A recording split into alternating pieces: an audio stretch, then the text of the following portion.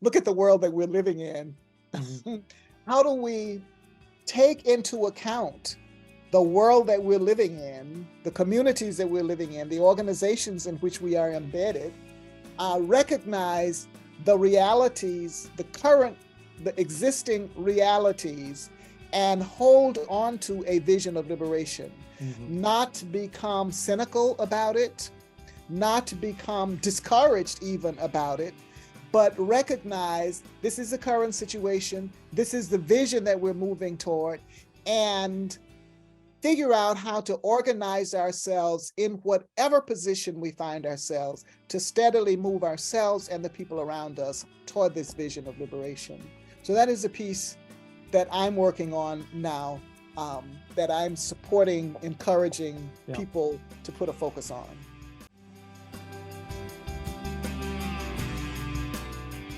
Well, hello, and welcome to Student Affairs Now. I'm your host, Keith Edwards.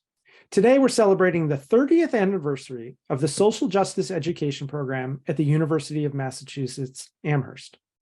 This program is truly one of a kind and has led the way in elevating scholarship, teaching, and practice around social justice in many contexts, including student affairs.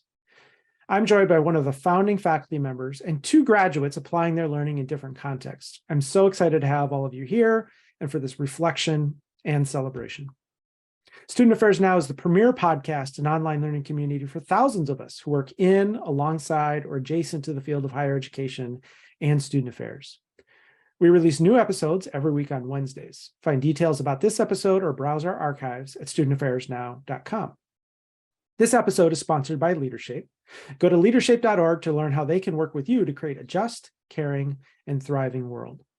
And today's episode is also sponsored by Simplicity. A true partner, Simplicity supports all aspects of student life and technology platforms that empower institutions to make data-driven decisions.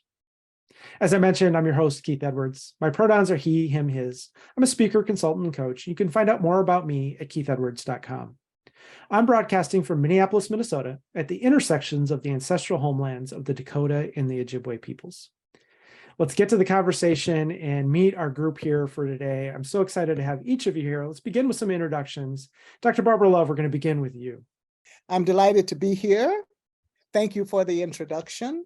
I am in Western Massachusetts, the traditional and ancestral lands of the Penobscot people, unceded and uninvited. I am one of the founding faculty of the Social Justice Education Program and in the College of Education at the University of Massachusetts Amherst.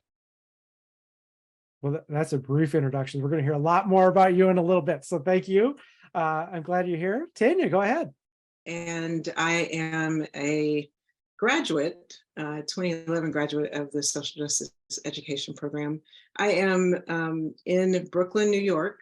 I appreciate, Barbara, you named unceded and uninvited land of the Lenape people. I right now do full-time consulting and coaching work. I spent 25 plus years in higher education and specifically in student affairs. And I'm so glad to be here and honored to get to talk about this program. Wonderful. And Michael. Hello, good afternoon. Michael Vidal, he, him, they, them pronouns. I currently reside in Storrs, Connecticut, at the University of Connecticut, which stands on the territory of the Mohegan, the Mashantucket Pequot, the Eastern Pequot, Schaghticoke, Golden Hill, Pawtucket, Nipmuc, and Lenape peoples. And I currently am the interim director of the Puerto Rican and Latin American Cultural Center.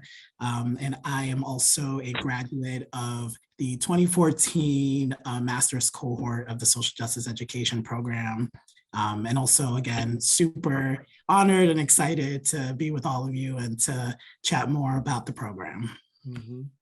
Well, I also want to give a shout out to an unnamed guest here too, actually. Jamila Liscott was intending to be here, a current faculty member in the program, unable to be here due to some family conflicts. So And then also Rachel Wagner is responsible for saying, these are the people you must have. And so Rachel's been on the podcast numerous times, and really appreciate her sort of behind the scenes help in orchestrating this event, and all of you for being here. So Barbara, you were one of the founding faculty members. As I mentioned in our pre-conversation, I have been hearing about your wisdom and insight and the way you have reframed people's thinking for 20 years, and so excited to have you joining us. I wonder if you could just give us a little bit about how this program came to be, kind of the origin story. 30 years ago, what happened? Okay. Tell me when this is too much detail. I was in the School of Education, now College of Education at UMass, beginning in 1970, and was part of a couple of programs before the birth of the Social Justice Education Program, the Center for Urban Education, and which was involved with teacher education and with leadership development, and then later the staff development program.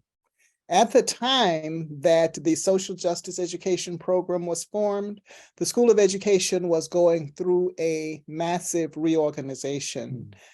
The School of Education had been recognized nationally and internationally as an innovative and exciting place. It was non-graded. We were non-departmental. We were student-led. We were faculty-led. People who had a good idea could put that idea into practice. We were centers. We were just a variety of innovative, interesting projects, programs, and people. Then you might recall the kind of movement that was occurring across the nation in higher education around 30 years ago at the time that our program was formed. And one of the consequences of that was some changes in the university and a movement to ask the School of Education to organize itself along more traditional lines. So the School of Education moved from centers and programs into departments that were then made up of concentrations. And then Dean Bailey Jackson talked to several of us faculty who had been involved in different parts of the college, but doing related work that was broadly connected to issues, ideas connected to social justice. So there had been the Social Issues Training Project. There had been the Multicultural Organizational Development Concentration. There had been various pieces that were occurring in different parts of the School of Education, now College of Education. And so he invited the five of us to come together and put together a proposal, put together a concentration description for the social justice education program. That included myself, Maurianne Adams, Pat Griffin, Linda Marchesani, and we were all in different parts, as I said, of the School of Education at that time. And Katja Hahn, who was a graduate student who was connected with the Social Issues Training Project. So we came together and over a period of time, put together the conceptual theoretical foundations for the program, designed a program description, designed a course of study, went through a process that the entire College of Education was going through at the time of getting this program concentration approved by the Faculty Senate. And that's my recollection of how the social justice education program came into being. You might have noticed my little pause there, because what I need to add is that there are many recollections of the various pieces and parts and people who were involved in bringing together the program. And I named those 5 faculty, and I need to add to that Dean Jackson, Bailey Jackson, was also one of the founding faculty, though he was dean and not so intimately involved in the design and development of the program. But as a founding faculty, he was there right from the beginning. And when he left the deanship, he did indeed return or come to the social justice education program. Wonderful. Thank you. Tanya, Michael, anything we want to add to that we may have missed about sort of the beginnings or anything from your perspectives? Looks like no. That's cool. That's cool. That's fine. Well, I could just jump in and just add just one piece. I think, and I think we'll get sort of this piece maybe later on around the impact, but you know, I came in at a time where I think the body of work and knowledge that had been produced in the program had gained a level of notoriety within the field, but even just among practitioners. And so really just as a way to give kudos to Dr. Love and the founding faculty. I think sometimes, you know, faculty produce work and it goes out into the world, and sometimes we don't know really, you know, outside of, you know, that publisher, or perhaps within your network or amongst, you know, particular circles that you may find yourself in, right? But thinking about the power of a text on a shelf in someone's office, which was my experience, right? I walked into a staff member's office and he said, oh, this is where we get the pedagogy for that program that you really enjoyed, right? And the curiosity of reading the bios and being able to learn more about who are these people, right? That have created this framework or who have created this body of work. And so, you know, I really, again, I think, you know, I joined the program in 2012, but really had been a recipient of the work long before I even knew what it was, right? I just knew that I felt something awakened in me, and I knew it was a result of this experience I had. So just as a way to give, you know, kudos and shout out to Dr. Love and of course the other founding faculty. Well, let me build on that. Something that I shared earlier, which is, you know, I never went to UMass, never went to the program, but I learned from so many. And I think I was a new professional in my first 1 or 2 years out of my master's degree, and came across the Teaching for Diversity and Social Justice book, which sits right here on my shelf. I think I've got like 2, maybe 3 copies of the Teaching for Diversity for Social Justice, which when I read that, it just took all of these things that were messy and confusing and opinions and perspectives and feelings and all of this stuff that I was thinking about and hearing about and learning about just seemed kind of very personal and a very individual perspective. And then it was like, no, here's how all of this functions. And I just remember it just being so clear and just like, oh, this totally makes sense. And it's simple, particularly that matrix of oppression and all those like, oh, yes. And it just organized so many different things for me so powerfully, helped me understand, which then helped me better explain it to other people and communicate with other people in different ways, helped me learn new things. And, oh, this is how I can make sense of this. It was so helpful. And then going to many NCORE conferences and being in a session with Bailey Jackson and Maurianne Adams, I might as well been there with John Steinbeck and Ernest Hemingway. Like, these are the people that wrote the, oh my gosh, this is so amazing. What a nerd I was and still am, but learning from them and so many others. And then the readings for diversity and social justice, I describe as sort of like providing the watercolors to that concept and understanding that, organizing the richness and the fullness and the voices of all of that. So as you're talking about sort of the notoriety, these products of NCORE sessions and books, and then graduates like the two of you coming in. Tanya, what would you like to add? I want to highlight, and I appreciate, Barbara, you saying that it's your recollection. Mm-hmm.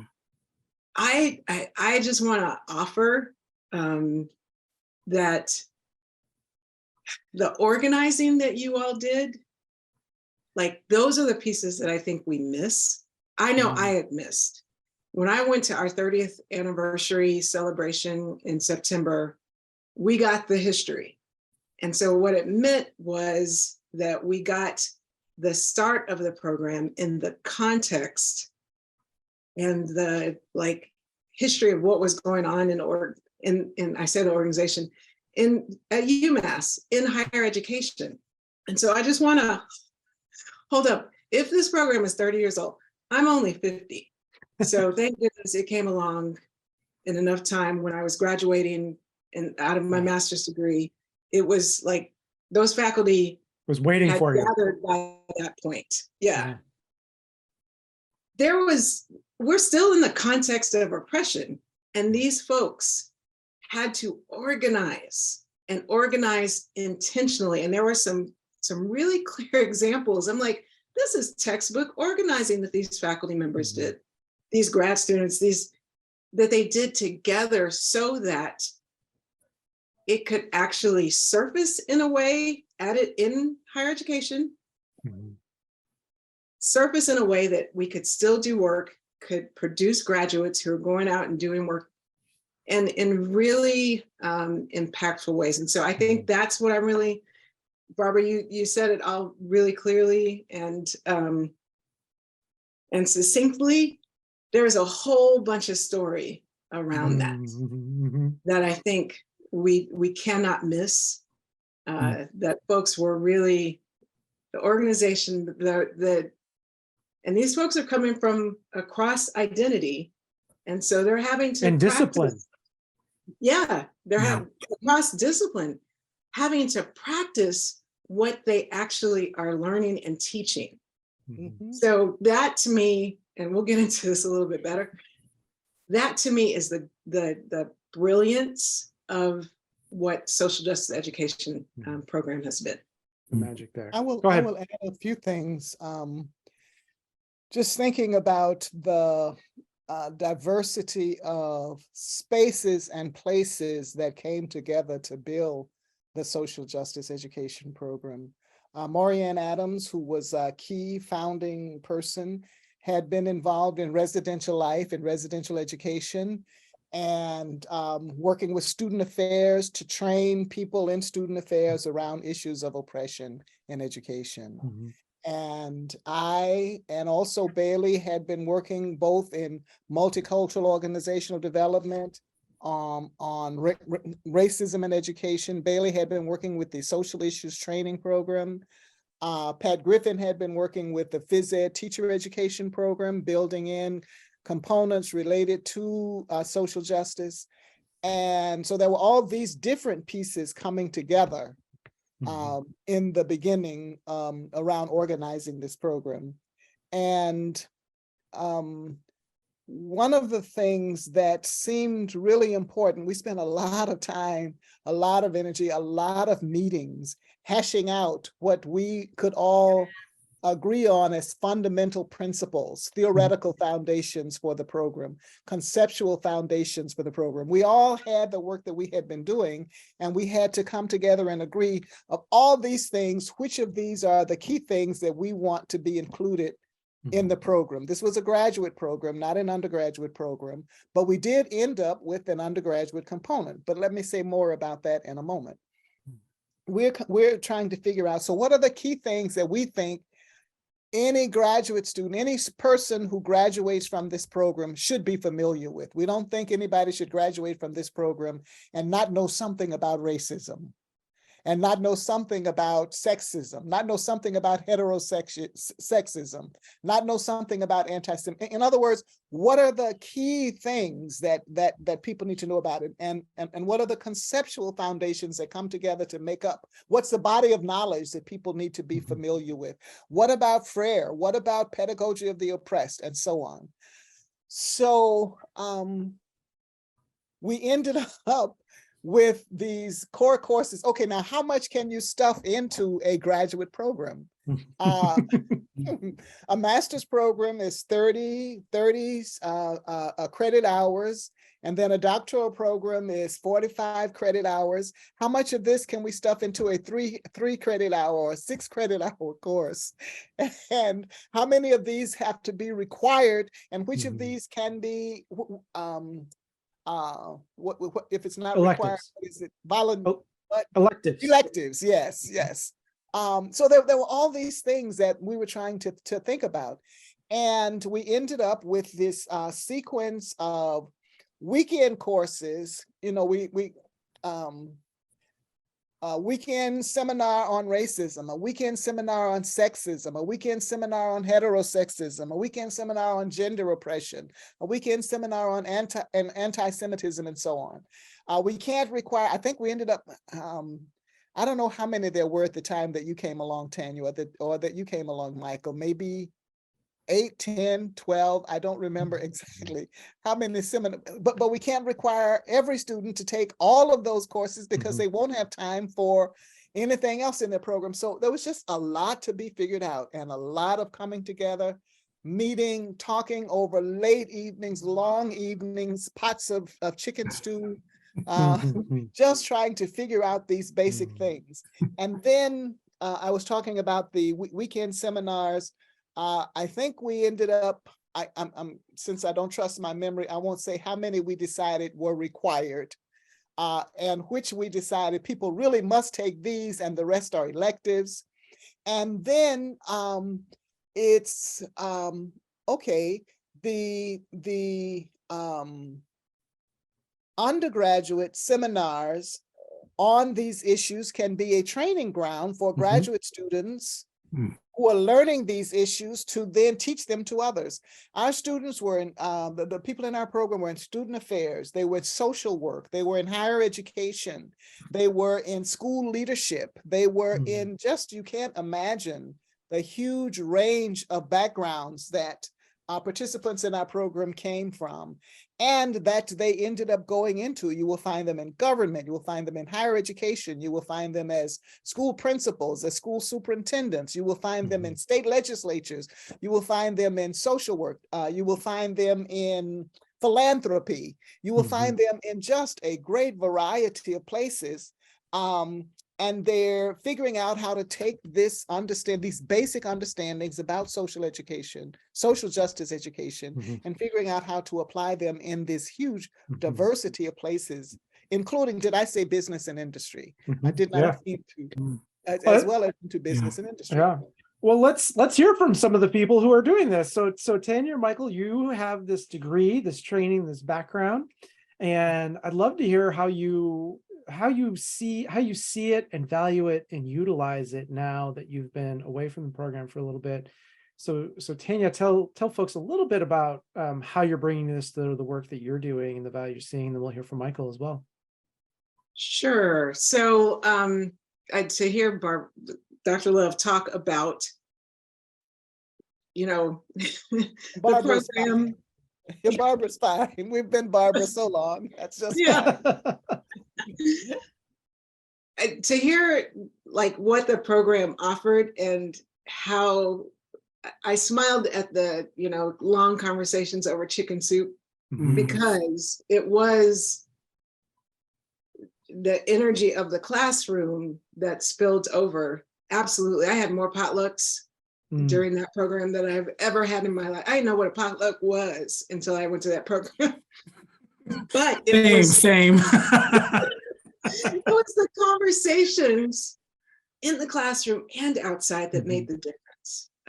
I often talk about, and I promise you, Keith, I'll get to your question. I often talk about how this program, to Barbara's point about we as graduates are everywhere. The program was not teaching, it was teaching a discipline. So the discipline was education. What it gave us was a lens. And so I always tell people, when folks would ask, now people know social justice, when folks would say, well, what are you getting your doctorate in? And I would say social justice education. And they'd say, well, what are you going to do with that? And then we have the world that we have now. All those people who ask me probably like, oh, that's what she meant. But what I would tell people is that if I came into that program an accountant, I would learn a way of understanding. You mentioned that matrix of oppression, Keith, a way of seeing the world that would make me an accountant that not only would like be working towards social justice, it would be also what's the lens of that I bring to my accounting work.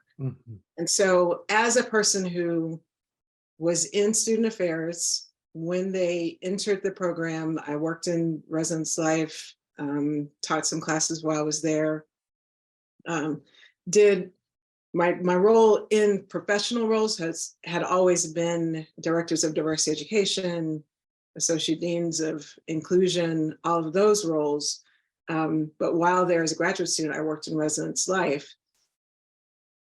I had some knowledge of, identity. I didn't get it though. It didn't fit together.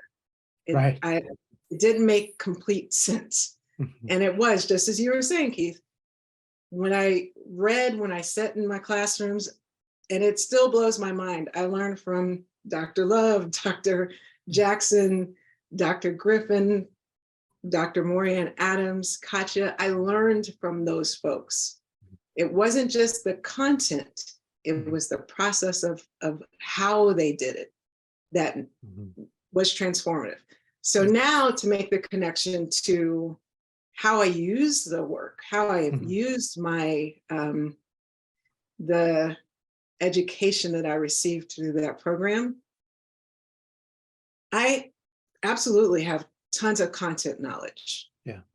And the really interesting thing is a lot of people now, because of the world that we live in and the number of books being produced and all of these things, lots of folks have content knowledge and can read the book and can have the words. And we know that the shallow level of experience that people bring to this work, it is also married, though, in my mind, forever with the process. And so I can consult on and coach on topics.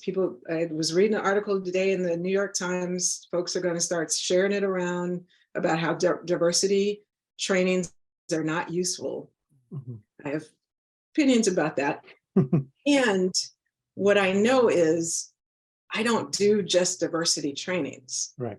I am actually working with the whole human in the context of an oppressive system, and I'm making meaning and sense and helping people to understand all of that better. That's the education part to me. Right. You reminded me, Jamie Washington saying, and this was 15 years ago, a lot of people have learned the words, but they ain't done the work. Right. And what I'm hearing from you is that I learned the words. Yes, I did. And I learned the work. I did my own work. I did that. And now that's also what you're bringing to people, right? Absolutely. Absolutely. And to the point of doing the work, it's, yes, I did my own work, but I also learned how to hold that work with people as they do their own work, as they do their work in systems that either support their identities or might not support their identities, or marginalize their identities, or privilege their identities. So it's a combo package. Yes, I've done my own work, and this program allowed me so much time to do my own work. It gave me information about what might be occurring, what's the process that might be occurring, how do you teach that process to the content piece. And so I, from a consulting place, yes, I help organizations make meaning of what might be happening, organizational development, if you will, through a social justice lens, through an identity and power lens. I know the program, though, gave me information, experience, practice in being able to do that in any role or job that I might have. It sounds like not only did you learn how to use the lightsaber, but it also taught you how to use the Force. There are some Star Trek people out there that are like, we're not getting into the Star Trek versus Star Wars. We don't have time. That's a whole nother episode. But I think you're right. It really, And what I often see is that, if we can stay with this metaphor, a lot of folks are wielding the lightsaber without understanding the power of the Force. Yeah. And that is a dangerous wielding of the lightsaber. I love this metaphor. I just made it up. I love it. I might be coming back to it. We might be doing something with it. We'll see. Michael, you are working more directly with students. You have a very traditional student affairs role on a particular campus. How are you bringing this to the work that you're doing, and how is it shaping the work that you do and who you are? Wow. Yeah, I mean, I just want to underscore some things that Dr. Williams talked about that I think I want to make sure that we center, because in terms of the uniqueness of the social justice education program, it's certainly, and I think Dr. Love talked about this too, of the interdisciplinary nature of how we are even talking about education is something that I think really drew me to the program, and I think draws a lot of folks and drew a lot of folks to the program. I think this piece of where do we as individuals fit within the context of the conversation. So I think centering reflexivity and talking and being able to bridge the content that we were learning in class to our lived experience, how it shows up in our relationships, in rooms that we find ourselves in on a day-to-day basis. I also think the piece that Dr. Williams talked about in terms of, I think traditional programs in education look at equity issues in education, where I think the SJE program really shifted the paradigm to say, how can education be a facilitator for justice? How can education be a facilitator for liberation and for freedom? And so I think that the orientation of the program in and of itself, I think is the sort of the nuance that I think folks who go to the program or have been trained to the program really get, that they wouldn't necessarily otherwise get in other, educational experiences. So, and to me, that's how I learn best. And I think that's where a lot of the magic happens, is really understanding where we fall within that discourse. A quick example, and I always use this because it kind of speaks to how the faculty sort of, put a mirror to you, up to you. I was in first semester. I was in a curriculum and instruction course with Dr. Carito Mayfield. And I think the instruction was to design a 3-hour workshop. And off the gate, I remember saying, we're gonna tell them about oppression and privilege. And I remember her saying, why do you work so hard? Let them do the hard work, know? And it was just sort of this shift. I'm like, well, what are you talking about? We're here to talk about education and oppression, and isn't that what we're supposed to do? And she's like, but let them get there. Like, why do you have to, yes, guide them, but you don't have to be the person to necessarily pull them there, right? They'll get there eventually. So just even thinking about my pedagogy and my practice, that was a huge lesson. And the question of how am I implicated? I remember taking the weekend seminar on sexism, and also Dr. Mayfield, who was again a big support for me, she asked me the question, how are you implicated in this conversation of sexism? You're talking about male privilege, but there's nothing in your design that tells me that you have done some work around what does it mean for you as a, Puerto Rican, Dominican, Latinx, queer man, right? Like how are you implicated in this conversation of sexism? And if you're not able to articulate that, you're gonna really struggle with this design. And so again, just that relationship, that engagement, that process that even the faculty really offer to the students, right? These were questions, these were considerations that I feel like my peers in other programs really weren't getting, right? I think they were doing the work, right? To Tanya's point, right? Of they were doing the thing, they had the language, they were putting things together, but the omission of the self in the context of that process, I think really was a disservice. And so for me, just to answer your question, Keith, I bring that in my practice every single day. Ironically, most of my roles have not been student facing. They've really been sort of organizational work in the context of universities, and have recently taken on this role of doing more student facing work. But what's powerful is that I've worked in a community setting. I've worked with people in a room where I had the police officer, the teacher, the 12-year-olds be in a room talking about pressing topics and issues that affect them, right? And the fact that I'm able to do that in that setting, but also go to a senior leadership meeting and sit in that space, right? Again, that just speaks to how the framework, I think, really speaks across contexts and really across identities and experiences. I love this because you're talking about. Let me highlight three things before we get away from it that Michael and Tanya have talked about. I got my notepad out. I'm ready. Yay. One of them is the focus in the program on content as well as process.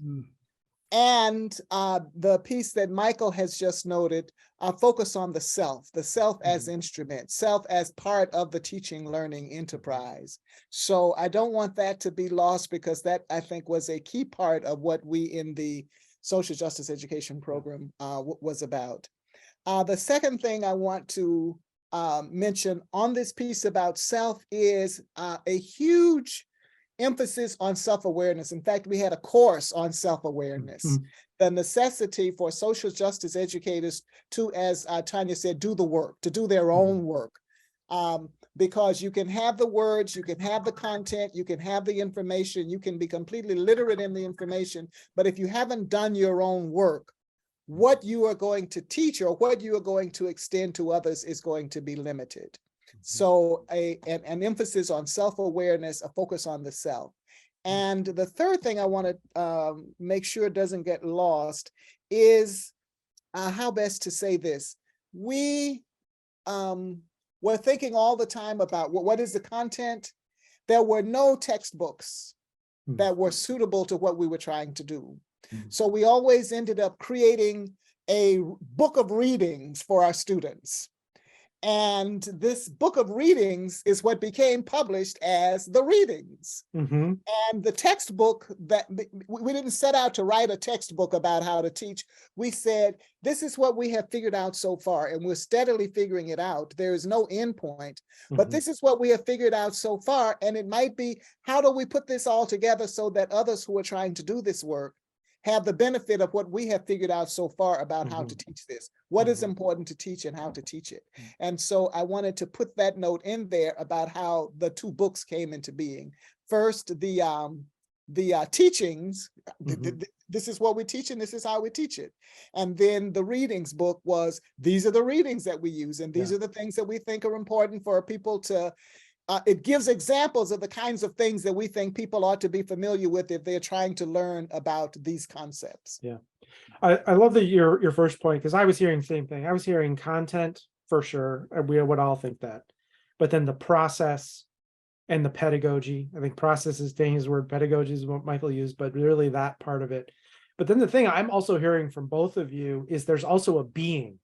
Right? We might call that the self-awareness, but I don't think you all leave it when you leave the gig or when you leave your campus, right? This is about how you were taught to show up and be in the world, whether you're in conversation at dinner, whether you're at a potluck, whether you're leading a session, whether you're on a walk by yourself, this is a part of the being. And I think that's part of the magic here about making it different than other programs that are teaching content and maybe process and pedagogy. But I want to go to where you began to lead us, which is the teaching for diversity and social justice, the readings for diversity and social justice. I want to ask all three of you, what do you feel have been some of the biggest contributions of the program? And you can think about that in any way.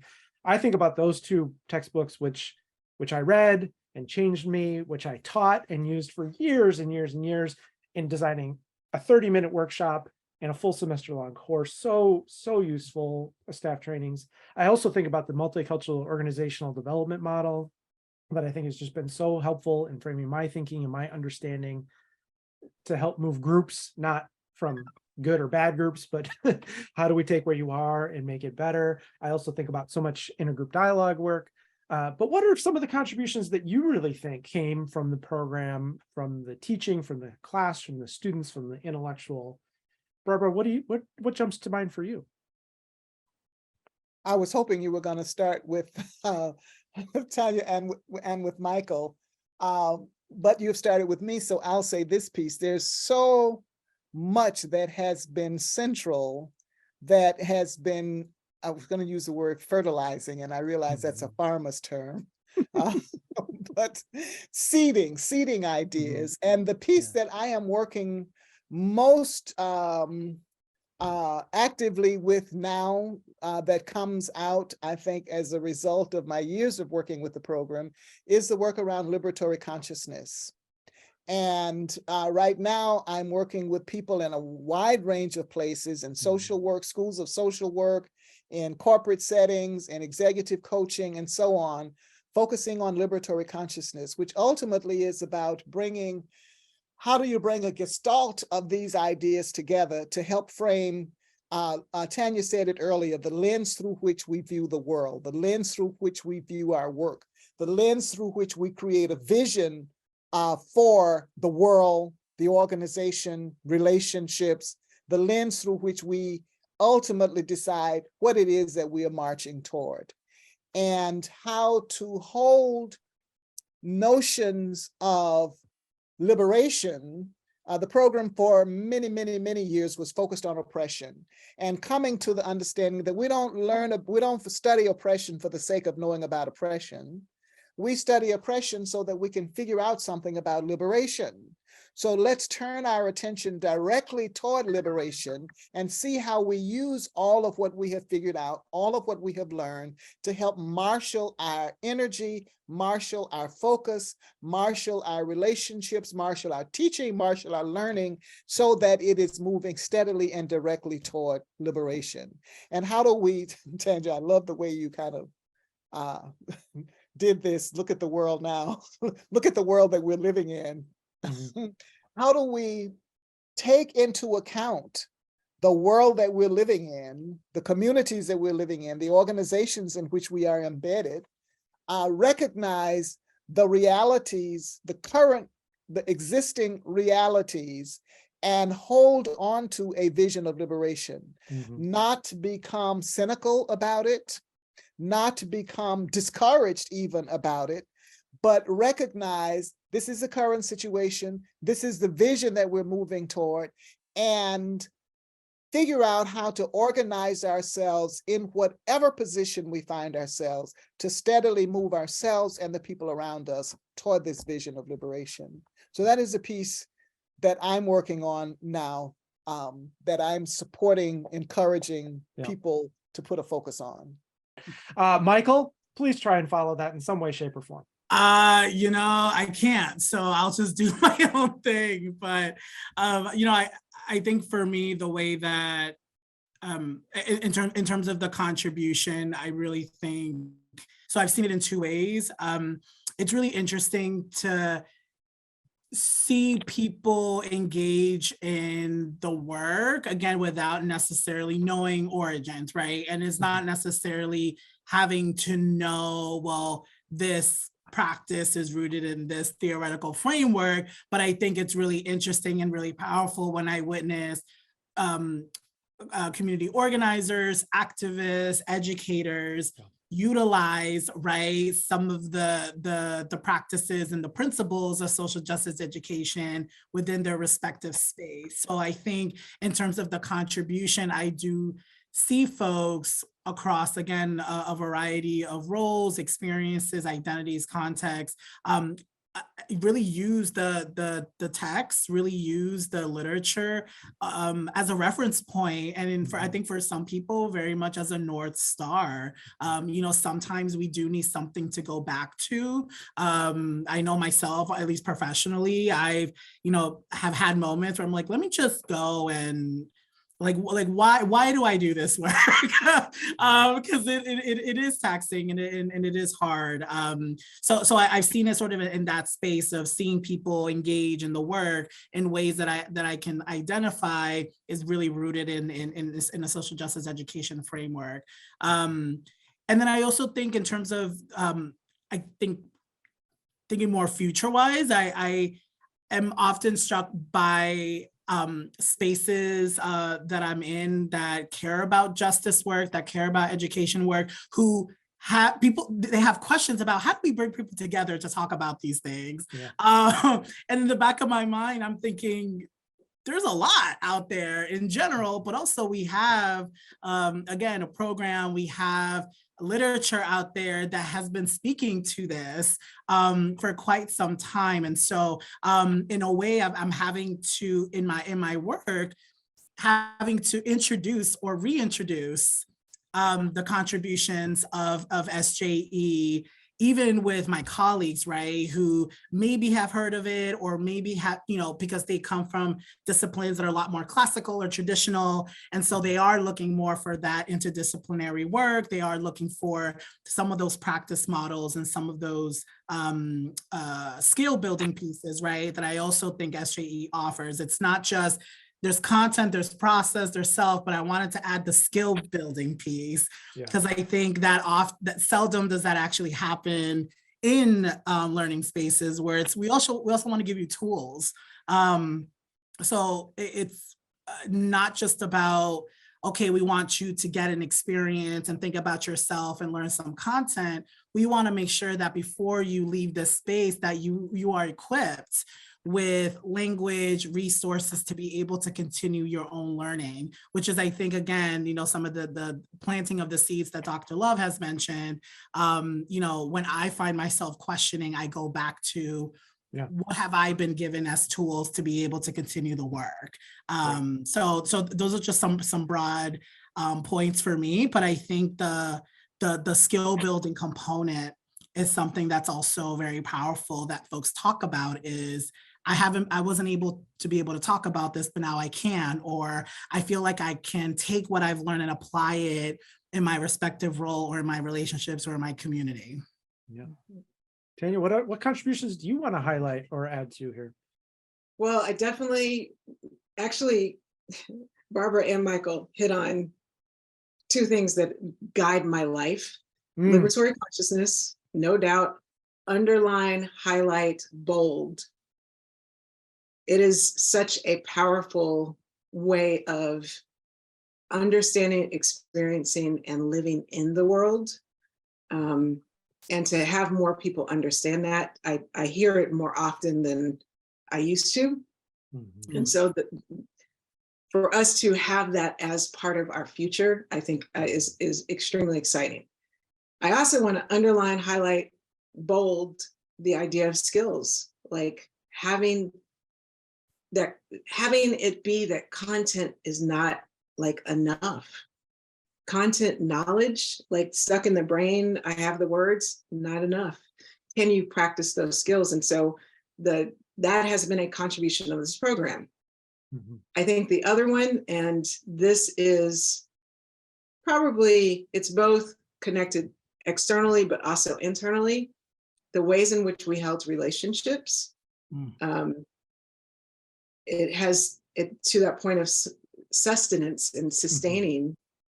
It has allowed for, I think, us to do the work longer.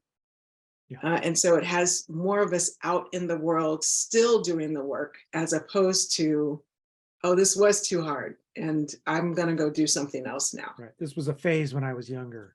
Exactly. Exactly.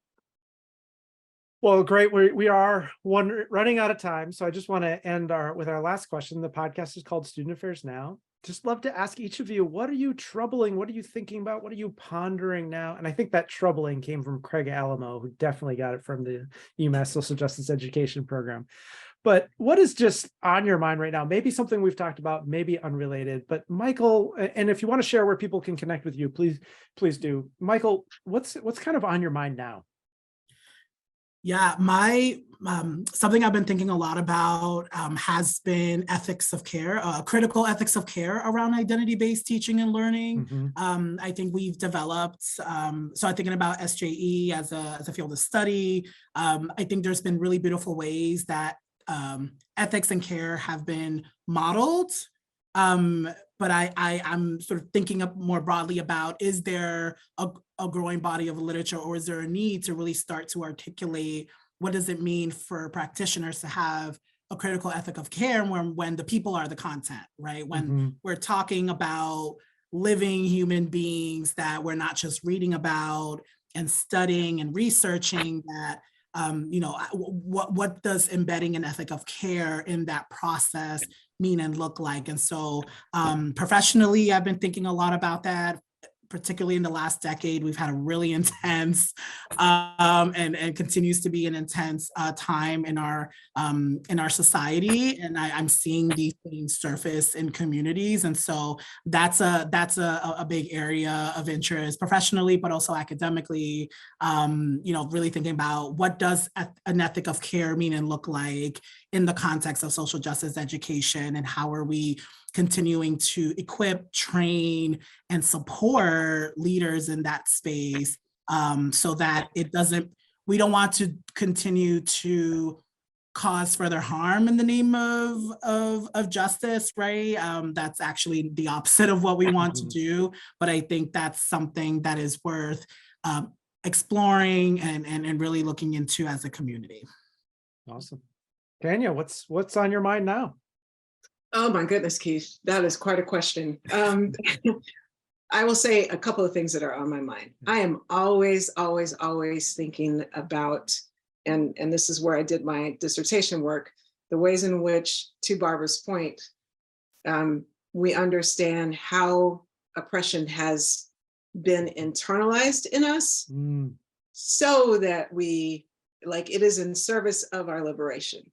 And I'm constantly thinking about how, whether people have engaged with that level of work so that they can have a vision of liberation that is broader than the one that they have, that they're working from an internalized place. I'm always thinking about liberatory consciousness. I always, and thinking about practice, but also how to help people understand it, how to bring it as a way of being in organizations. Constantly. I'm always also thinking about the nature of oppression and actually trying to understand the nature of oppression. With both and, right? You need to understand what's happening and how you create something better. Absolutely. Yeah. Barbara, what are you pondering now? Well, many things, but let me say this. I was in Sharm el-Sheikh, Egypt in November at the UN Conference on the Climate. And it was fascinating to be in rooms with climate change activists and hear occasionally people who were familiar with these concepts. So one of the things that I'm concerned about is how to extend an understanding of these concepts to broader and broader areas of work. The second piece about being in Sharm el-Sheikh is that if you kept up with the news about that conference, people were so excited that the one thing that came out of the agreements amongst nations was something about loss and damage, that so-called privileged nations would provide funds for a loss and damage support for less privileged nations. Nowhere in the entire conference, except in those workshops that I led, sessions that I talked about, was the concept of oppression, was the concept of racism, was the concept of colonialism and internalized colonialism mentioned. So in all that excitement about loss and damage, nobody mentioned that the nations who have funds got them through colonialism, through theft, through taking the resources from those nations that are now not privileged. If they could talk about the funds as charity from the privileged nations, then the discussion could move forward. If the word reparations was ever mentioned, the conversations went to a dead end. Right. I want to get social justice concepts into the minds of people at that level who are thinking about these issues, because it is ultimately a matter of the future of all of the people on the planet. Mhm. And I'm convinced that until and unless people get those concepts, they will never come up with agreements that will actually work, that will actually make a difference. Mhm. So we'll just end on changing the world. We'll just end on change, saving the world. Saving the world, creating a new world, a liberatory world. Well, thank you. This has been awesome. Awesome. And thanks to all of you for your work and creating a program and being a part of it and moving the work forward in so many of the ways that you do. It's been a gift to me today, and I really appreciate it. So thanks to each of you for being here. Thank you. And thanks to our thank you for having us do this. Yeah. Thanks to our sponsors of today's episode, Leadership and Simplicity. Leadership partners with colleges and universities to create transformational leadership experiences, both virtually and in person, for students and professionals, with a focus on creating a more just, caring, and thriving world. Leadership offers engaging learning experiences on courageous dialogue, integrity, equity, resilience, and community building.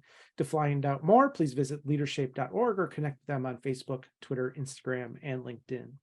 And also Simplicity is the global leader in student services technology platforms with state-of-the-art technology that empowers institutions to make data-driven decisions specific to their goals. A true partner to the institution, Simplicity supports all aspects of the student life, including but not limited to career services and development, student conduct and well-being, student success, and accessibility services.